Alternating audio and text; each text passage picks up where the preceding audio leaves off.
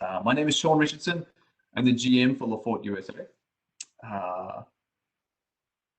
I'm looking forward to this webinar. So many of you have already actively participated in this webinar. We had some 280 people tasting these wines.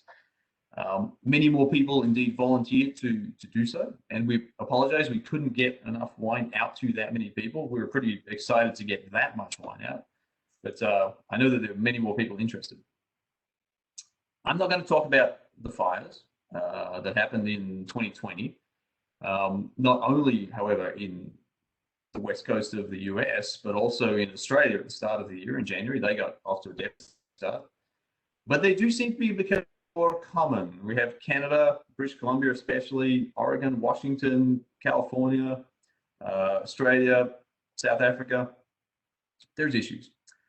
And what we're doing is we're looking at things we can do to potentially ameliorate the problem you have with smoke-tainted wine. But remember, there's no silver bullets. And that is unfortunate. We don't have any magic bullet. We're not going to propose a magic bullet today for you. And if in fact somebody comes to you and says they have a silver bullet, I recommend that you run away screaming. They're not there yet, but we're going to get there. Now, this first webinar is talking about, the first webinar that LAFFORT are doing, talking about adding products during fermentation. Okay, so the idea being to give us a head start if this happens again, and we're hoping it doesn't, but we want to be prepared. All right. Daniel's going to go into detail about the trials themselves, and the tasting for this webinar, as well as what we're thinking of for the future webinars. Now, the wines that were tasted that we're going to be talking about later in the presentation that Daniel will address are all made from donated fruit. Thank you to the donors. They'll come up later on the screen. Fermented in buckets in triplicate. There are 38 wines in total, so over 100 buckets. If anybody wants any buckets, just give me a call. I'll happily donate them. Fermented, pressed, the replicas were blended together, put through ML, racked, and bottled under screw cap. So in terms of developing trial wines, we got a fantastic range of wines, and we were able to deliver them to a great number of people. So to do this presentation, we're using a new tool. It's called Pigeonhole. It's new for us. It's been around for a little while. Now, in your WebEx, I'm going to assume you're using a laptop to do this, but you could be using a phone. I think it's pretty much the same. On the right-hand side of your screen, you will have the window. It's probably got, actually, I've got it open up here. It's probably got Q&A and multimedia viewer in there. If not, down the bottom right-hand corner, there's participants, chat, and the little 3 dots which you can click on. Click on that, get the multimedia viewer up. What that is it's Pigeonhole trying to open the app within WebEx. So hit continue. Nice big friendly blue button there. Just hit continue. The destination site is pigeonhole.at/LAFFORT. You can do that. That's probably the easiest way is to do it in the browser. You can also do it on your mobile device or any device just by going to pigeonhole.at and entering the password LAFFORT when you get there. Or, which is even cooler, you can just point your camera on your phone at the QR code on your screen right now, and we'll say, do you want to go to this website? And say yes, and off you go. You'll be there. It is fairly straightforward, but like most technology, if you, at this point, you're not exactly sure what's going on, take a picture of the screen. Then you can keep working on that, get yourself into the surveys. It's not essential for the whole presentations, but they're just the fun surveys. We're going to do a few polls. We're going to look at who you are. We're going to do a word cloud. Yes, a word cloud. The polls are fairly straightforward, and then there'll be a quiz as well. You won't be graded, but we'll see how much knowledge actually is out there. Now, getting to the polls. So this is the left-hand side. There is a screenshot of my phone. It's a time warp right now. That's pretty much what your web browser looks like. That's what your multimedia viewer looks like. You can use that blue button that says enter in the introduction with Shaun Richardson, and that will take you into the polls. Now, alternatively, what I'm going to do is I'm going to send you a push notification. That's on the right-hand side there. It'll say enter this discussion. So if you're elsewhere within the Pigeonhole multimedia viewer, for example, you've decided you really want to read Eric Ovey's biography right now to find out where he's from, you'll get the push notification in all the sessions, and that'll take you to the poll. I'm actually very interested in how well I've explained this to everybody, because we'll see. We'll see what happens and how many people vote. Okay, so I'm going to send the first push notification out. It's the demographics notification. I'm pretty sure that,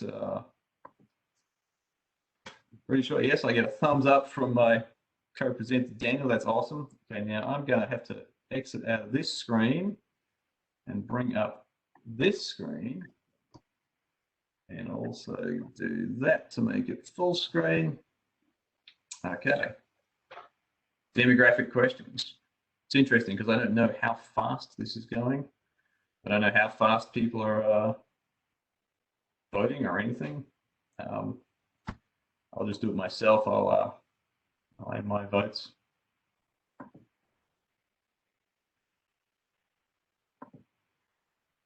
I guess this is my hypothetical winery that I'm voting for right now.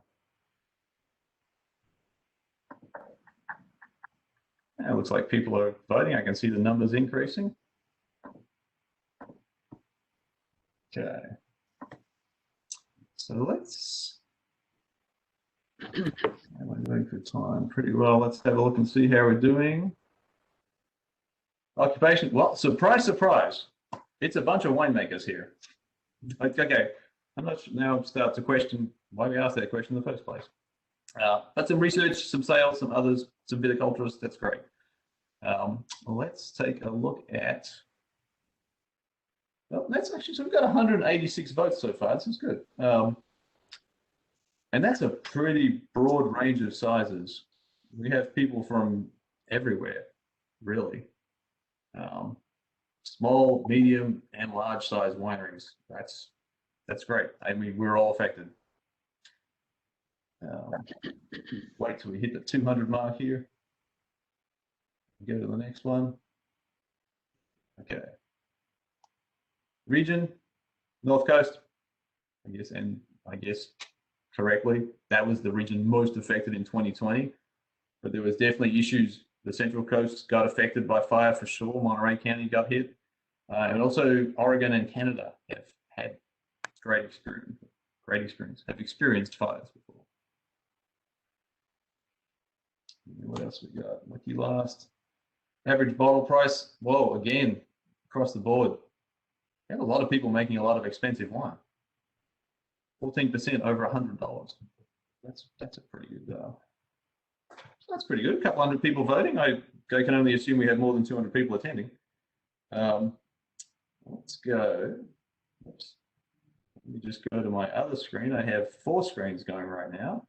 I don't recommend that. Let's see if this works. Okay, word clouds. Now, word clouds as a data visualization tool they're not the best. They're pretty fun. They're more of a fun tool. For example, if you did a word cloud for a Harry Potter book, the word Harry would appear the most, and that would be your data visualization. But this is more for our entertainment. In fact, it was Flickr, the photo app, that started these. In 2006, they called them Tag Cloud, and at the end of 2006, they apologized to the industry for using them. Let's see, why this is an interesting screen. It came up to me before. Now, Daniel, I may ask you to kind of give me a look here. I have a description. Why do I not have my word cloud? Active responses here. I think it is a commenting issue. Let me just log into the Pigeonhole really quickly and see if I can clear that up. I have a vested interest in this. I have $1 writing on ashtray being the largest word there, but I think there's an also pretty good chance that we could have campfire coming up as well.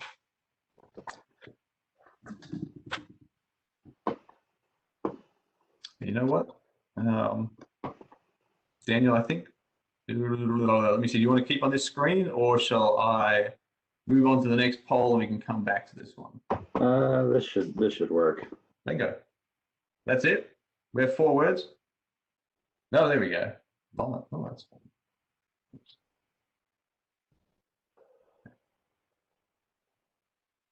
Oh, wow. It's everybody's least favorite words in the world.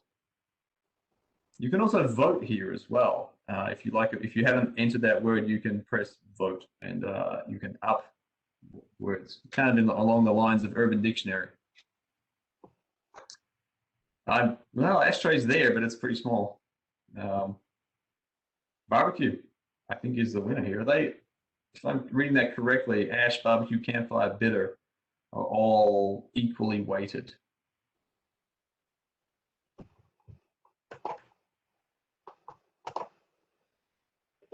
I'm not sure if I... Greasy. I like greasy. Burnt plastic, burnt hot dog, metallic zing, drying tannic. Okay. Let's. You know what? We're starting to be more disturbed by this this pigeonhole. Can we do the next poll? Now I'm going to send you all a push to the next poll, which actually is much more serious. Which is, how were you affected by the fires? All right.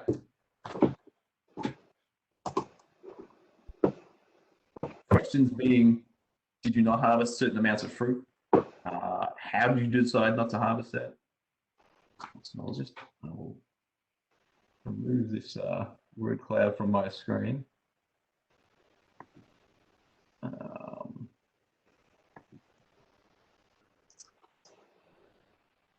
Also, the third question there, of the fruit you did not harvest, how much shows smoke taint in the cellar?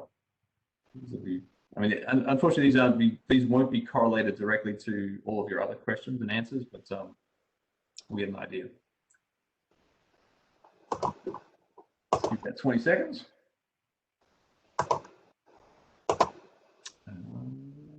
Let's go.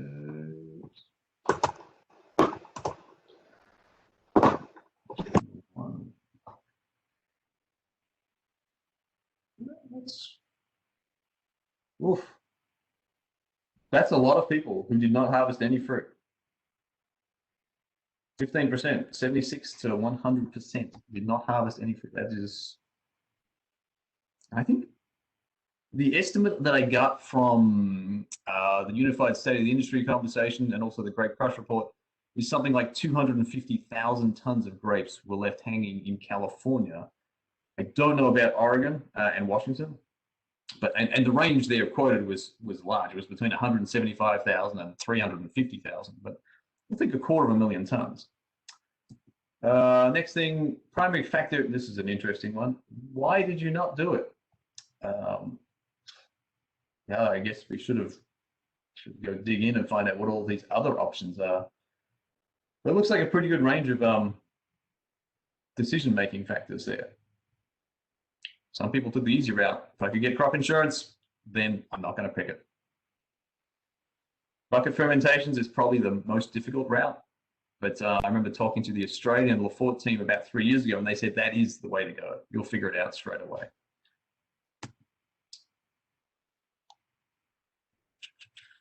Well, looks like there's the fruit you did harvest. What portion shows signs of smoke taint? A lot. And quite a few people have everything showing smoke taint.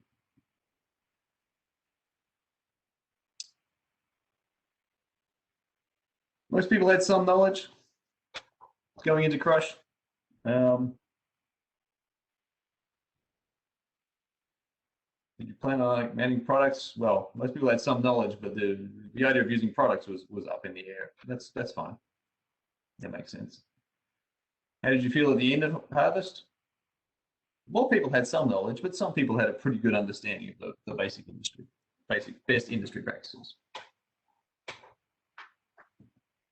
All right, what else we got here? Now, speaking of knowledge, the next one up is a quiz.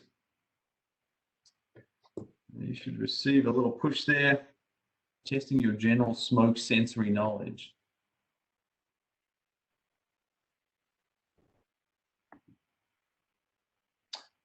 Daniel, I'm going to have the same problem with this screen.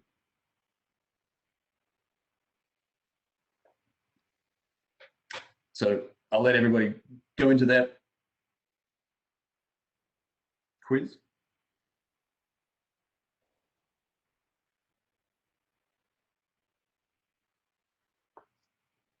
What is the threshold for guaiacol in wine? What is the equilibrium of free to bound smoke compounds? What is the maximum increase in free from total guaiacol?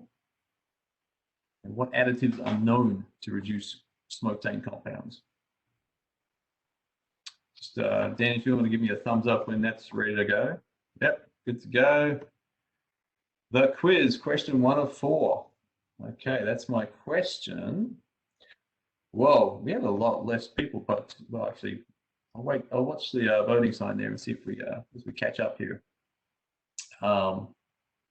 These are your multiple choice answers. Let's see what I can do for. What happens? 2. That's sorry. I'm sorry. Excuse me. I don't like jumping around with slides. I need to go to the answers.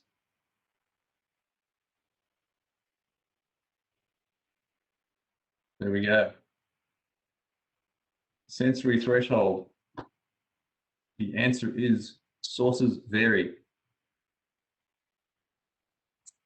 And so I guess everybody's right. It depends on who you read. Anita and Eric are and Daniel are going to go into a lot more detail about this. Oh, there was a leaderboard there. Okay, next question, question 2. Daniel, I'm assuming you've taken over control of this screen, or is it just zooming through? So, okay, what is the equilibrium of free to bound? Can we put up the answer to that one? No, we can't. Daniel, if you want to put up the answer to that one.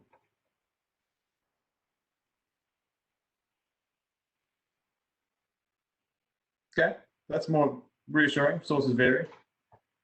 Okay, third question.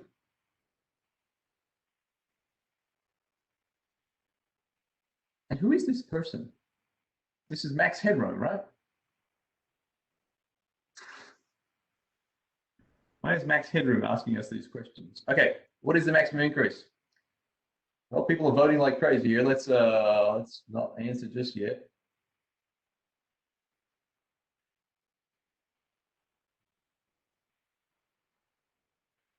Still lots of votes coming in. Okay, we've reached a plateau. Let's take a look at the answer of the maximum increase in free from total guaiacol. Okay, everybody's got their gist of these questions, right? It depends. It depends. And what additives are known to reduce the amount of compounds related to smoke taint in wine, if any? So now the votes come in now. You say, personally, I mean, as far as video conferences go, from my perspective, this is far more interesting than just sitting in front of a bunch of people and talking. And I hope that that's actually translating to other people. We're getting some knowledge out of this as to what's going on in the industry with smoke taint. All right, looks like we've plateaued in the number of votes. Let's see what our answer is.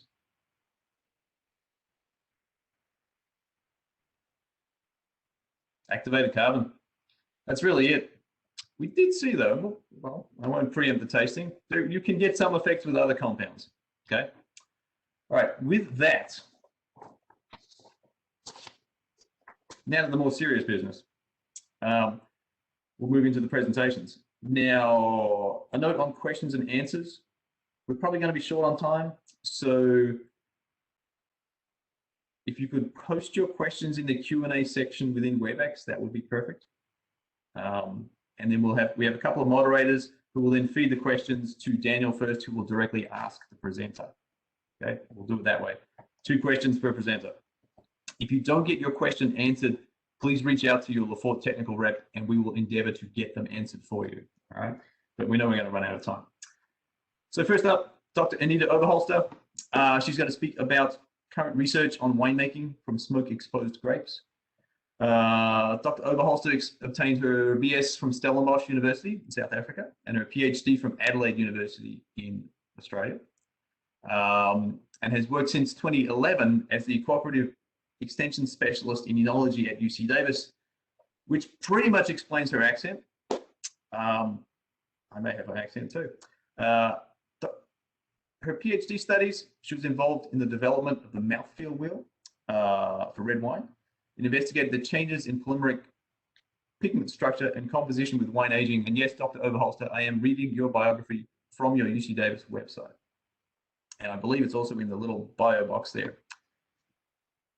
I think we've all seen Dr. Overholster multiple times over the past 6 months. She is one of the industry experts in what is going on with smoke taint research. So I am very, very proud to have Dr. Overholster speak to us. Caitlin, if you could hand over the